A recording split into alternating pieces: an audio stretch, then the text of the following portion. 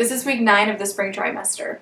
So this week with the figure painting, I'm getting pretty happy with the block-in of it. So I've been moving out of the block-in phase into the resolving phase.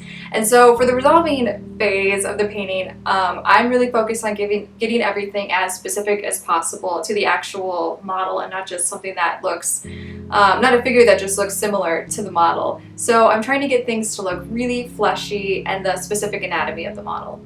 And a lot of this is focusing on unifying forms, edge quality, and then also tonal shifts. And I'm really starting to figure out for myself that the more I stop overthinking what I'm doing and what I'm gonna do, and the more I'm just reacting to what I see and reacting to just how I'm putting the paint down on the canvas, the better it turns out, which at least for me is a lot easier said than done. And I feel like I'm in a pretty good spot with this painting because I started the resolving stage this week and I have one more week before the trimester ends, so when the painting has to be finished. So I feel like that's pretty good, so I have a full week where I can really try and make this painting as best as I can. And then for my cast, so for the cast I wasn't able to work on it Tuesday or Wednesday, so I really only had 3 full days that I could work on it. And in that time I was doing a lot of work on the base because I, for some reason, I really struggle with bases, which is kind of silly because the base is kind of like one of the easiest things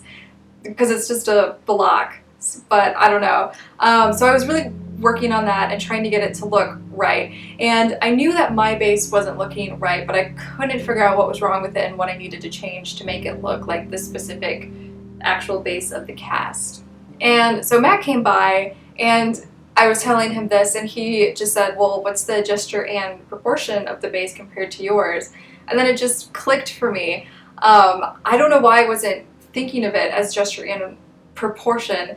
That's the base rule pretty much for drawing structure, is gesture and proportion of what you're looking at, and then also you're drawing or painting and seeing how the gesture and proportion is different or the same. And I use gesture and proportion to draw my figures, and you work on it for your block-in, where you look at the big gesture and proportion of the whole figure or your subject, and then when you get into resolving, as you're going into smaller and smaller details, you still look at that small detail, like of the elbow bone, like what's the gesture and proportion of that elbow bone in relation to everything else. So I use that rule all the time, and for some reason I must have just put this mental block where I wasn't using that rule for the base.